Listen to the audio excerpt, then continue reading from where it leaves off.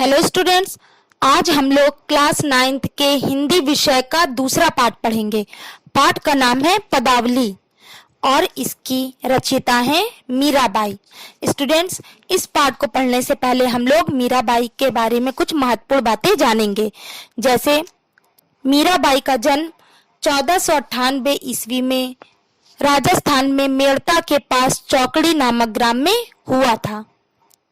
इनका जन्म 1498 ईस्वी में राजस्थान में मेड़ता के पास चौकड़ी नामक ग्राम में हुआ था। इनके पिता का नाम रत्न सिंह था और इनकी माता का नाम कुसुम कुंवर था। इनके पति का नाम कुंवर भोजराज था।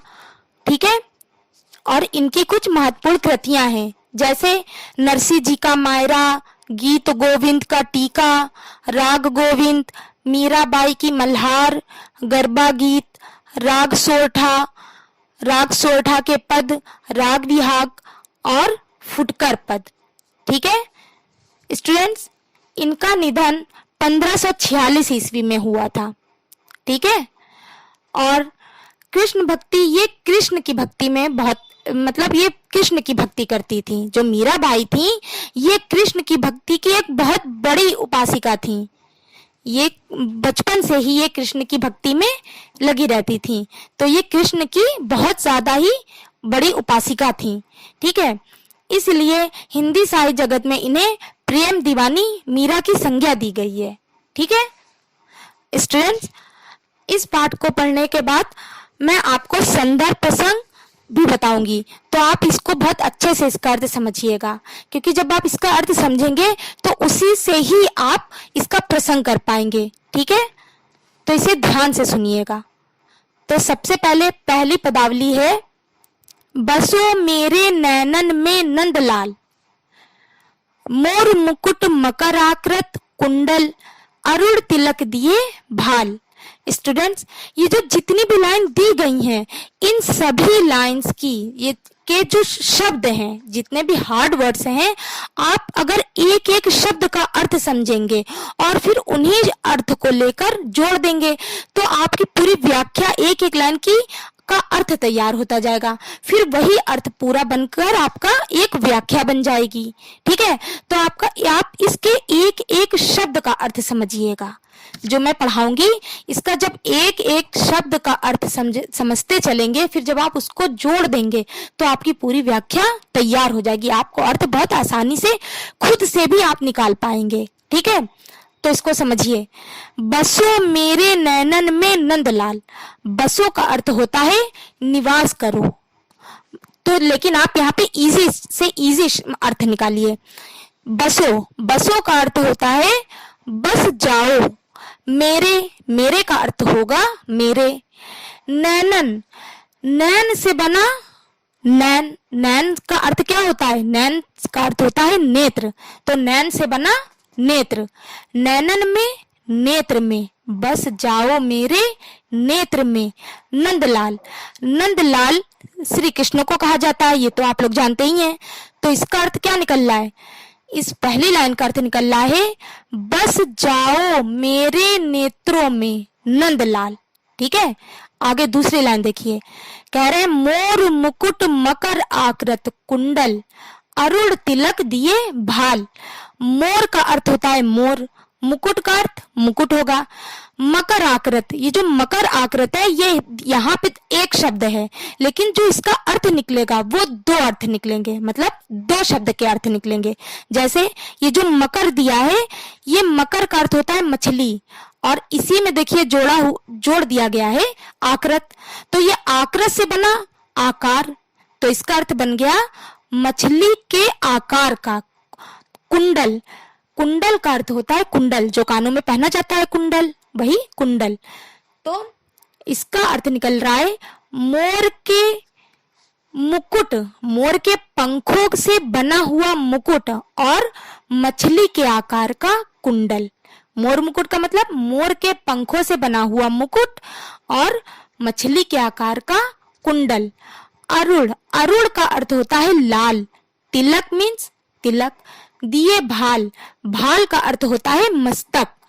तो इस पूरी लाइन का अर्थ होगा कि मोर के पंखों से बना हुआ मुकुट, मछली के आकार का कुंडल और लाल तिलक, मस्तक पर लाल तिलक। अब ये जो दो लाइन है इनका अर्थ हम निकालते हैं। यहाँ पे जब ये पदावली किसने लिखी है? मीराबाई ने लिखी है, तो हम इसकी व्याख्या भी हम वैसे ही लिखेंगे।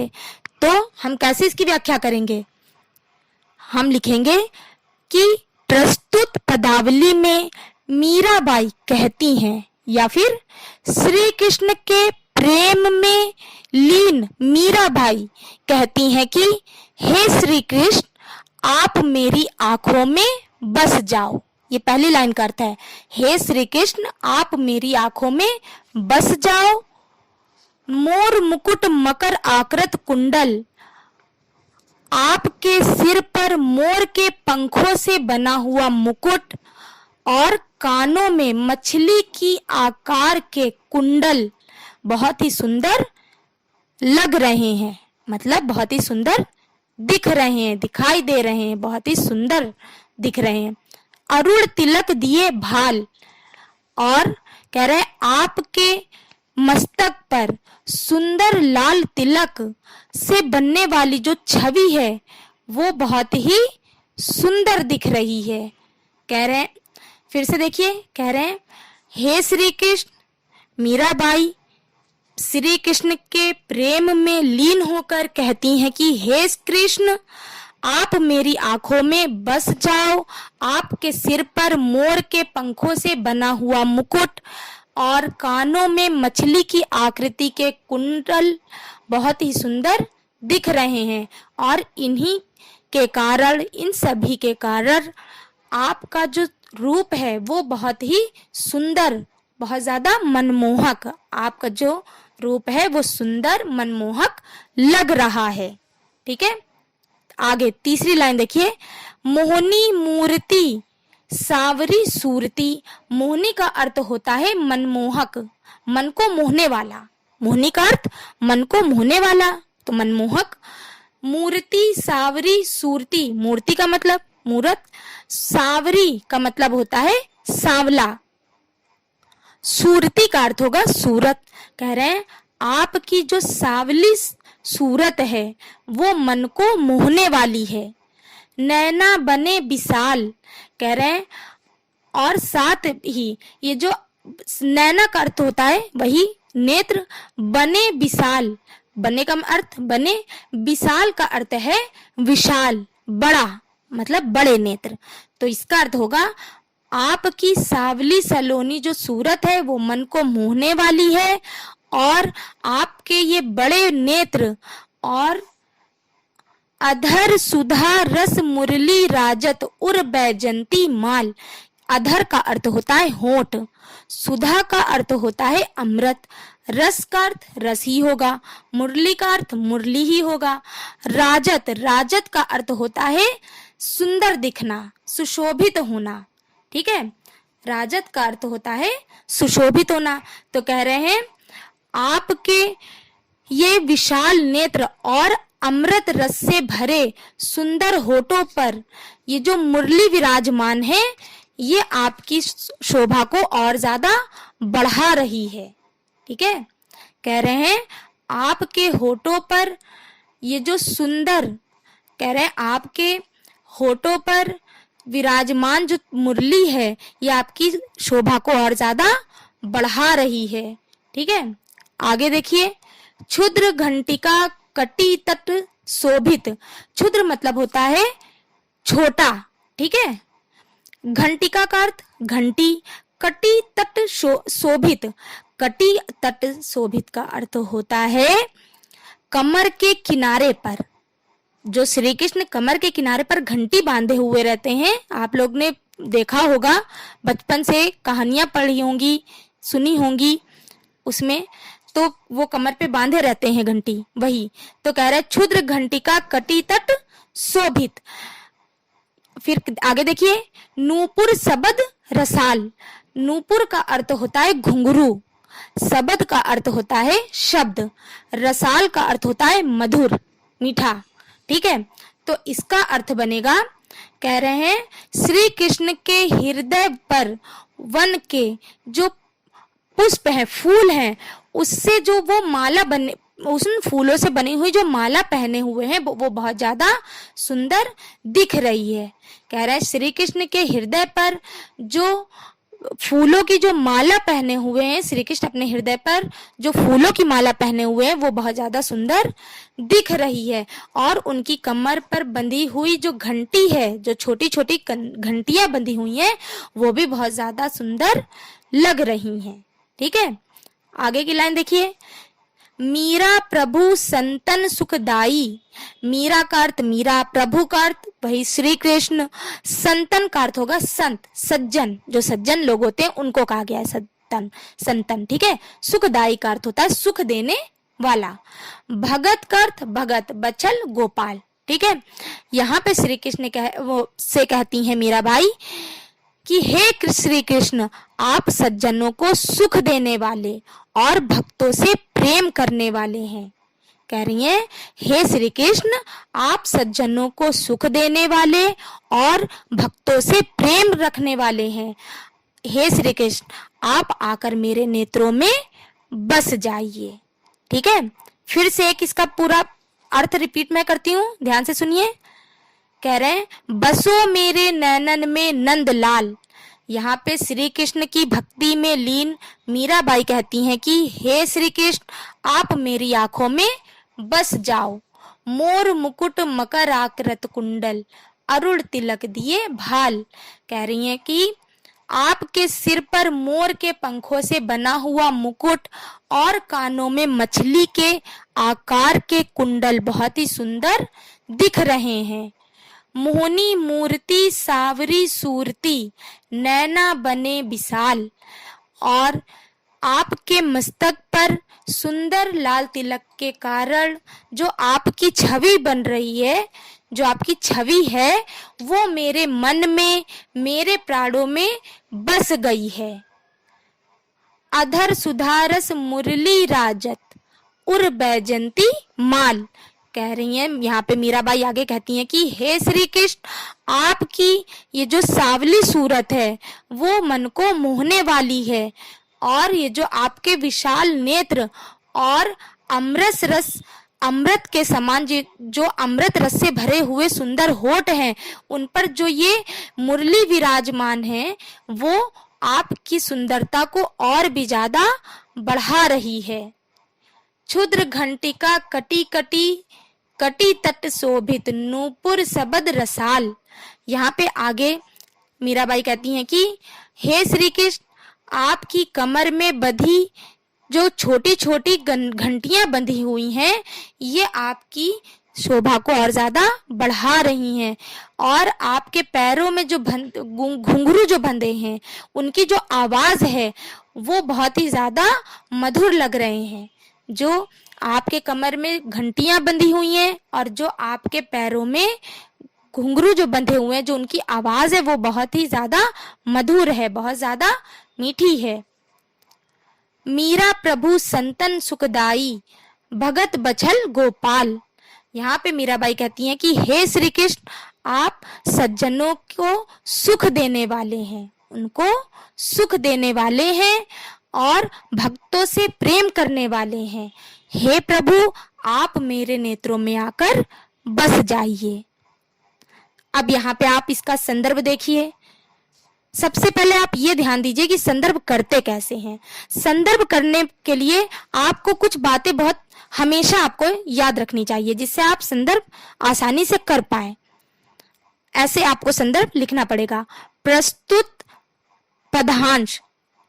पदांश का अर्थ होता है जब हम किसी साखी, पदावली मतलब पद का या कविता का किसी के अंश की व्याख्या करते हैं तो हम वहां पे पदांश लिखते हैं। या फिर आप यहाँ पे हम पदावली पढ़ रहे हैं तो आप पदावली भी लिख सकते हैं। तो हम अगर ऐसे करेंगे पदांश तो आप वो सब में एक जैसा लिख सकते हैं। तो आप लिखिएगा प्रस्तुत पदांश हमारी पाठ्य पुस्तक के काव्यखंड के। यहाँ पे आपको खंड भी याद रखने की जरूरत पड़ेगी कि ये किस खंड का है, गद्य खंड का है या काव्य खंड का है। जब हम किसी कहानी के अंश की व्याख्या करते हैं तो हम वहां पे गद्य खंड लिखते हैं, लेकिन जब हम आपके के अपने पद की, मतलब कि किसी कविता, पद, दोहा, इसकी के अंश की व्याख्या करते हैं तो हम वहां पे काव्यखंड लिखते हैं। अब देखिए, प्रस्तुत पदांश हमारी पाठ्य पुस्तक के काव्यखंड के पदावली शीर्षक से लिया गया है। पदावली शीर्षक, हम कौन सा पाठ पढ़ रहे हैं, पदावली पढ़ रहे हैं, तो हम वो पदावली ध्यान में रखेंगे।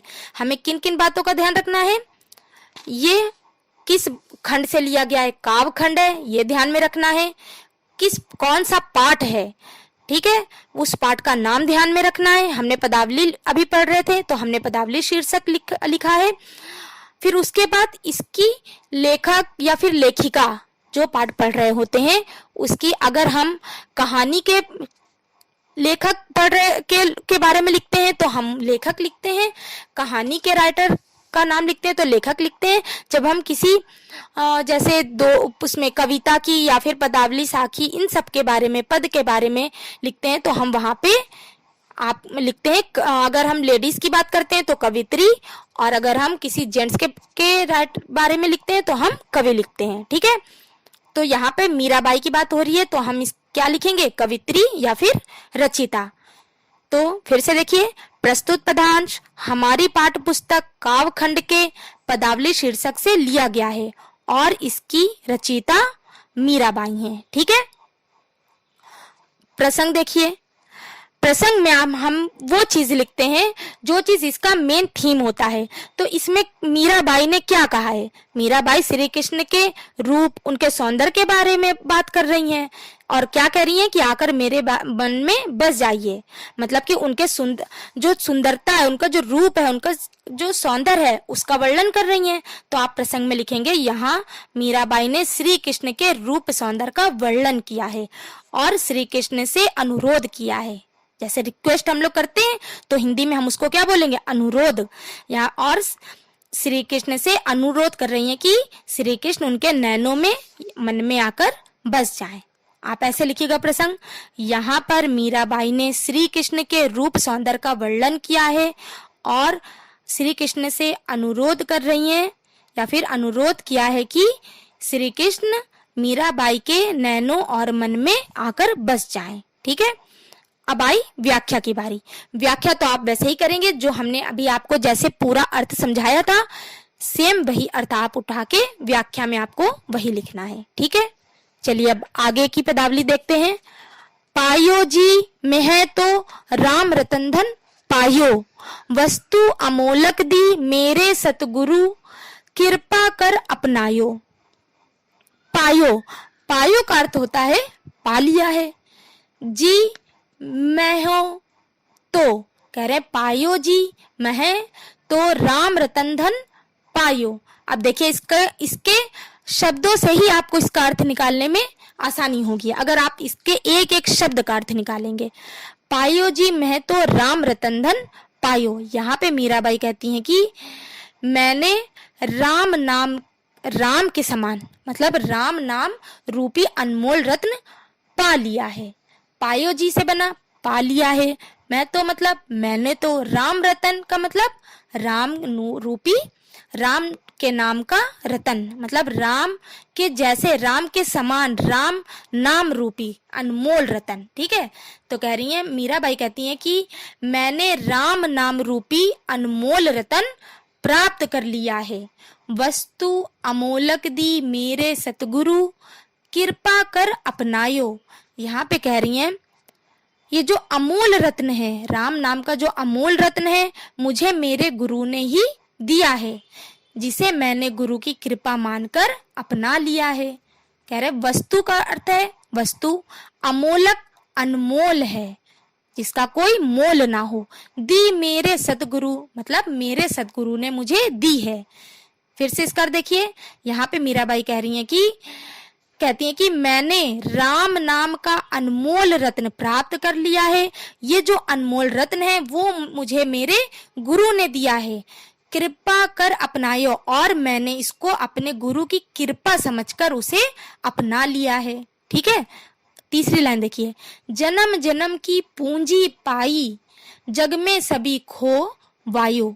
यहाँ पे कह रहे हैं जन्म जन्म की पूंजी पाई जग में सभी खोवायो। इसका अर्थ देखिए, कह रहे हैं ये जो राम नाम का जो अनमोल रत्न है, इसको पाकर मुझे ऐसा लग रहा है जैसे मैंने जन्म जन्म का खोया हुआ खजाना पा लिया हो। यहाँ पे जो मीराबाई हैं वो कह रही हैं कि ये जो अनमोल रत्न मुझे मिला है राम नाम का, इसको जब मैंने पा लिया है, मुझे ऐसा लग रहा है कि मैंने जन्मों जन्मों का खोया हुआ खजाना पा लिया है। ठीक है, और इससे पहले मुझे कुछ भी प्राप्त नहीं हुआ था। जो कुछ भी प्राप्त हुआ था वो सब कुछ इस संसार में ही खो गया है।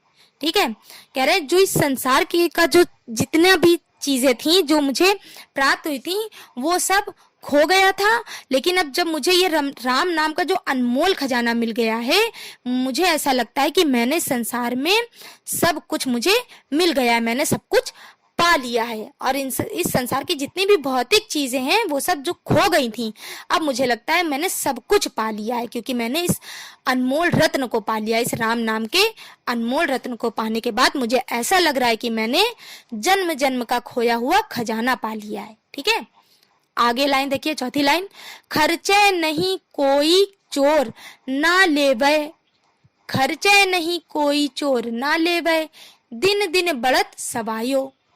यहाँ पे कह रहे हैं मीराबाई कहती हैं कि ये जो राम नाम का जो रत्न है ऐसा खजाना है जो कभी भी खर्च नहीं होता है। अगर इसे चोर चुराएगा भी तो वो मतलब चोर चुरा ही नहीं सकता है। कह रहे हैं मीराबाई कहती हैं कि जो राम नाम का जो रत्न है ये ऐसा खजाना है जिसे कभी चोर चुरा ही नहीं सकता, और इसे अगर जितना भी खर्च करेंगे तो ये हमेशा दिन प्रतिदिन बढ़ता चला जाएगा। ठीक है, खर्चे नहीं कोई चोर, चोर का अर्थ चोर है, खर्चे नहीं, खर्चे का अर्थ क्या होगा यहाँ पे कह रहे हैं खर्चे नहीं कोई चोर ना लेवे। कह रहे हैं खर्च का अर्थ तो खर्च ही होगा। मीराबाई कहती हैं कि अब ये जो राम नाम का जो रत्न है ये ऐसा खजाना है जो कभी खर्च नहीं हो सकता। दिन दिन बढ़त सवायो, कह रहे हैं आगे देखिए, चोर ना लेवे दिन दिन बढ़त सवायो, जिसे चोर चुरा नहीं सकता और जिसे खर्च करने पर भी दिन पर दिन ये बढ़ता ही जाएगा, इसमें दुगनी वृद्धि होती चली जाएगी। सत की नाव खेवटिया सतगुरु, भव सागर तर आयो। कह रहे हैं ये जो राम नाम का जो रत्न है ये एक ऐसा सत की नाव है जिस पर चढ़कर मैं इस संसार के सागर को पार कर लूंगी और उसमें सफल हो जाऊंगी। यहाँ पे सत की नाव का अर्थ क्या, सत्य क्या है, जो ये राम नाम का जो अनमोल रत्न है वो ऐसा सत्य है कि नाव का अर्थ नाव होगा। खेवटिया सतगुरु भव सागर तर आयो, खेवटिया का अर्थ होता है मल्लाह जो नाव को चलाता है। ठीक है, कह रहे हैं भव सागर तर आयो, भव सागर, भव का अर्थ होता है बहुत बड़ा, सागर का अर्थ सागर, तर आयो, तर आयो का अर्थ होगा पार कर लेना। तो यहाँ पे मीराबाई कहती हैं कि ये जो सत्य के रूपी जो नाव है इस पर चढ़कर मैं इस संसार, इस विशाल संसार को पार कर लूंगी। मैं जो विशाल सागर है इसको पार करने में सफल हो जाऊंगी, मतलब कि मुझे मुक्ति मिल जाएगी। ठीक है, मीरा के प्रभु गिरधर नागर हरक हरक जस गायो। यहाँ पे मीराबाई कहती हैं कि अंत में मीराबाई ये कहना चाह रही हैं कि चतुर गिरधर, ये जो गोपाल है, श्री कृष्ण है, ये मेरे स्वामी हैं। मीरा के प्रभु गिरधर नागर, यहाँ पे कह रही हैं मीराबाई कहती हैं कि ये जो चतुर गिरधर गोपाल है, श्री कृष्ण जो है, ये मेरे स्वामी हैं। हरक हरक जस गायो, हरक का अर्थ होता है खुशी, हर्ष। ठीक है, तो कह रही है और मैं हमेशा खुशी के साथ हर्ष पूर्वक उनके नाम का गुणगान करती रहूंगी। ठीक है, फिर से मैं इसका अर्थ पूरी व्याख्या इसकी रिपीट करती हूँ, ध्यान से सुनिएगा। मीराबाई कहती हैं कि मैंने राम नाम रूपी अनमोल रतन प्राप्त कर लिया है। ठीक है, कह रही हैं मीराबाई कहती हैं कि मैंने राम नाम रूपी अनमोल रत्न प्राप्त कर लिया है और ये जो अमोल जो अनमोल रत्न है, ये जो राम नाम का अनमोल रत्न है वो मुझे मेरे गुरु ने दिया है, जिसे मैंने अपने गुरु की कृपा मानकर उसे अपना लिया है। और ये जो राम नाम का जो अनमोल रत्न है, इसे पाकर मुझे ऐसा लग रहा है जैसे मानो मैंने जन्म जन्म का खोया हुआ खजाना पा लिया हो। और इससे पहले मुझे जो कुछ भी प्राप्त हुआ था वो सब कुछ इस संसार में ही खो गया था, परंतु जब मैंने इस खजाने को पा लिया है तो मुझे ऐसा लग रहा है कि मैंने जन्म जन्म का खजाना, जन्म जन्म का जो अनमोल खजाना है ये पा लिया है, ठीक है, प्राप्त कर लिया है। और आगे मीराबाई कहती हैं कि ये जो राम नाम का अनमोल रत्न है, ये ऐसा खजाना है जो कभी खर्च नहीं हो सकता, जिसे चोर चुरा नहीं सकता और जिसे कोई खर्च नहीं कर सकता। अगर खर्च करेगा भी तो ये दिन पर दिन बढ़ता जाएगा, इसमें दुगनी वृद्धि होती जाएगी। और मीराबाई कहती हैं कि ये जो सत्य की नाव है, ये जो अनमोल रत्न जो मुझे दिया है, ये ऐसी सतरूपी नाव है जिस पर बैठकर मैं इस विशाल सागर को पार करने में सफल हो जाऊंगी, मुझे मुक्ति मिल जाएगी। और आगे मीराबाई कहती हैं कि ये जो गोपाल है, जो श्री कृष्ण है, ये मेरे स्वामी हैं और मैं हमेशा हर्ष के साथ, खुशी के साथ उनके नाम का गुणगान करती रहूंगी। तो स्टूडेंट्स, आपको इसका अर्थ समझ में आ गया होगा। आगे देखिए, आगे की पदावली है, मेरे तो गिरधर गोपाल दूसरो ना कोई, जाके सिर मोर मुकुट मेरो पति सोई, तात मात भ्रात बंधु आपनो ना कोई, छाड़ी दई कुल की कानी कहा करी है कोई। आगे देखिए, संतन ढिंग बैठी बैठी लोक लाज खोई, असुवन जल सींची सींची प्रेम बेली बोई, अब तो बेल फैल गई आनंद फल होई, भक्ति देखी राजी हुई जगत देखी रोई, दासी मीरा लाल गिरधर तारो अब मोई। पहले इसका एक एक शब्द का अर्थ समझिए, ठीक है। जाके, जाके का अर्थ होता है जिसके। पहली लाइन देखिए, मेरे तो गिरधर गोपाल, इसका अर्थ समझ में आ रहा है कि मेरे गिरधर गोपाल जो श्री कृष्ण है वो मेरे हैं, दूसरों ना कोई, और कोई दूसरा नहीं है। जाके सिर मोर मुकुट, जाके का अर्थ होता है जिसके, सिर का अर्थ सिर, मोर का अर्थ होता है मोर, मुकुट का अर्थ मुकुट। मेरो पति सोई, ठीक है, सोई का अर्थ होता है वही, ठीक है। अब इसका अर्थ देखिए, मीराबाई कहती हैं कि मेरे तो सिर्फ गिरधर गोपाल मतलब श्री कृष्ण है, मेरे तो सिर्फ श्री कृष्ण ही है, उनके अलावा, उनके सिवा कोई मेरा अपना नहीं है, ठीक है। मीराबाई कहती हैं कि मेरे तो एक सिर्फ और सिर्फ श्री कृष्ण ही है, उनके अलावा मेरा कोई नहीं है। जिनके इंद्र से गायों की रक्षा के लिए गोवर्धन पर्वत को धारण किया था, जिसने इंद्र से गायों की रक्षा के लिए गोवर्धन पर्वत को धारण किया था, जो गायों का पालन करने वाले हैं और जिनके सिर पर मोर पंख का मुकुट शोभायान होता है, वही श्री कृष्ण मेरे पति हैं, ठीक है। फिर से इसको देखिए, कह रहे हैं, मीराबाई कहती हैं कि मेरे तो केवल श्री कृष्ण ही हैं, उनके सिवा मेरा कोई भी अपना नहीं है। जिन्होंने मतलब श्री कृष्ण ने, जिन्होंने इंद्र से गायों की रक्षा के लिए गोवर्धन पर्वत को धारण किया था, जो गायों का पालन करने वाले हैं, जिनके सिर पर मोर के पंखों का बना हुआ मुकुट सुंदर दिखाई दे रहा है, वही श्री कृष्ण मेरे पति हैं, ठीक है। आगे देखिए, तात मात भ्रात बंधु अपनो ना कोई, छाड़ी दई कुल की कानी कहा करी है कोई।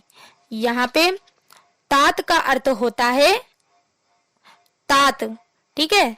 मात का अर्थ होता है माता, मात का अर्थ माता होगा, और भ्रात, भ्रात का अर्थ होता है भाई, बंधु का अर्थ होता है मित्र, आपनो ना कोई, आपनो मीन्स अपना, ठीक है। छाड़ी दई कुल की कानी, छाड़ी गई, इसका अर्थ होगा छाड़ी दई का छोड़ दिया, छाड़ी दई का अर्थ छोड़ दिया। कुल की कानी, कानी का अर्थ होता है मर्यादा, कुल मतलब अपने खानदान की, ठीक है। तो हो जाएगा कानी का अर्थ मर्यादा। कहा करी है कोई, ठीक है। अब इसका अर्थ देखिए,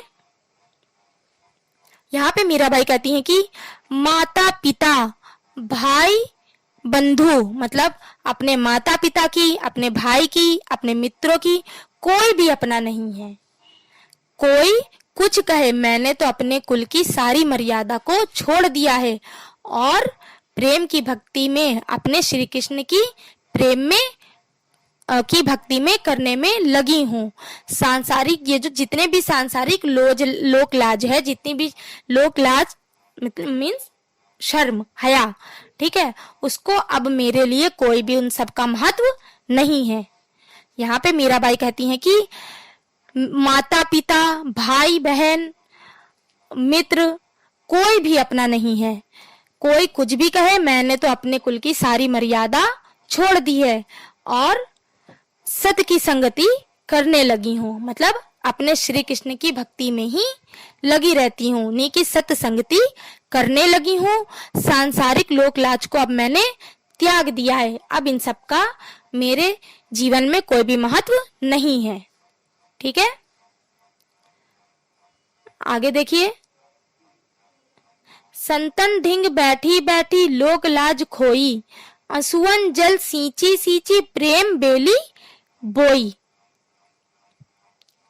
यहाँ पे कह रही हैं मीराबाई, कहती हैं कि ईश्वर प्रेम की बेल जो मैंने अपने आंसुओं से सींची है, कह रही हैं ये जो ईश्वर प्रेम की जो बेल है जो मैंने अपने आंसुओं से सींची है, उनको सींच सींच कर जो बड़ा किया है, वो अब दूर दूर तक फैल गई है और उस पर अब फल भी आने लगे हैं, ठीक है।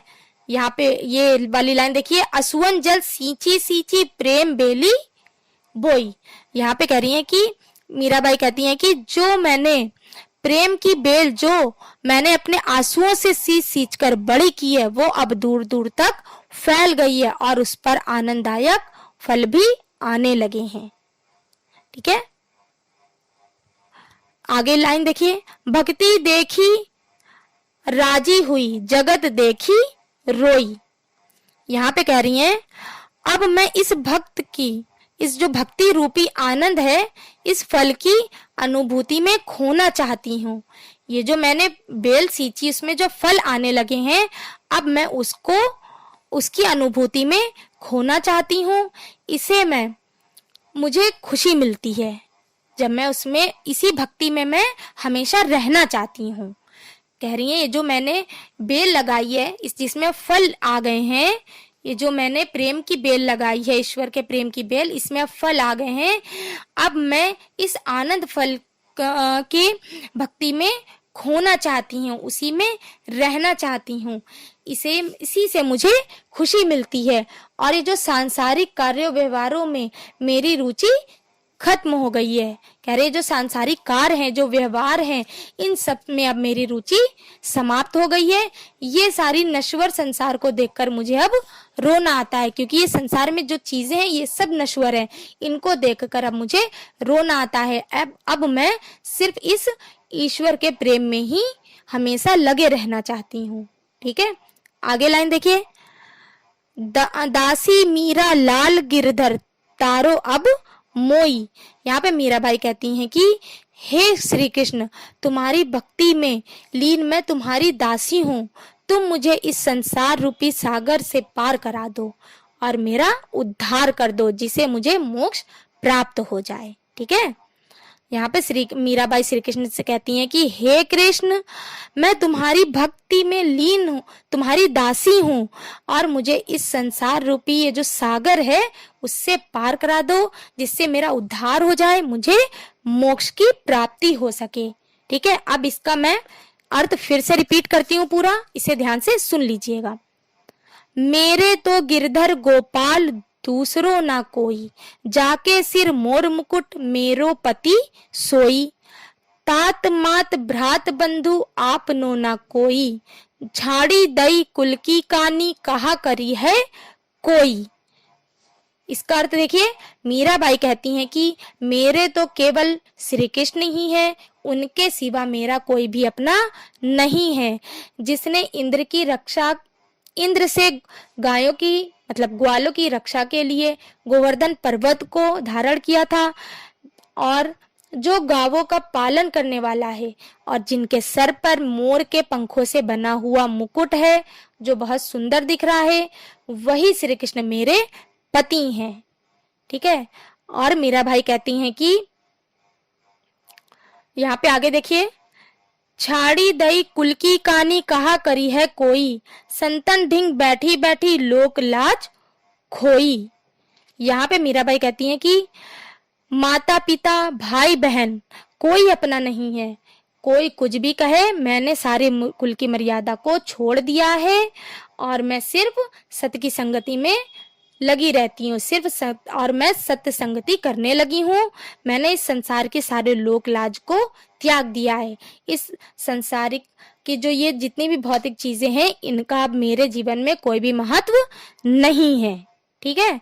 आगे देखिए, असुवन जल सींची सींची प्रेम बेली बोई, अब तो बेल फैल गई आनंद फल होई। भक्ति देखी राजी हुई जगत देखी रोई, दासी मीरा लाल गिरधर तारो अब मोई। यहाँ पे देखिए, मीराबाई कहती हैं कि ये जो प्रेम की बेल है, जिसको मैंने अपने आंसुओं से सींच सींच कर बड़ा किया है, वह अब दूर दूर तक फैल गई है और अब उस पर फल भी आने लगे हैं। और इस आनंद फल की भक्ति में मैं खोना चाहती हूँ। इसी से मुझे प्रसन्नता मिलती है, खुशी मिलती है। और ये जो संसार के जो कार्य हैं, इनके जो व्यवहार है, इसमें अब मेरे अंदर कोई भी रुचि नहीं रही है। जो संसार के कार्य हैं, इसके व्यवहार है, इनको करने में मेरी रुचि नहीं लगती है। ये संसार के कार्यों के लिए मेरी रुचि समाप्त हो गई है। ये सारी नश्वर चीजें हैं। इन नश्वर चीजों को देखकर, इस संसार में ये सारी नश्वर चीजों को देखकर मुझे रोना आता है। फिर श्री मीराबाई कहती हैं कि हे कृष्ण, तुम्हारी भक्ति में लीन मैं तुम्हारी दासी हूँ।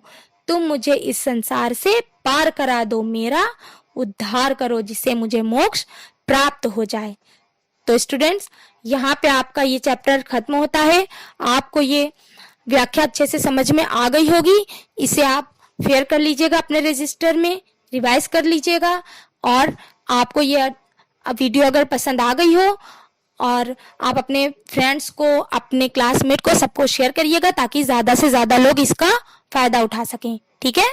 पढ़ते रहिए, अपना ख्याल रखिए। Good bye.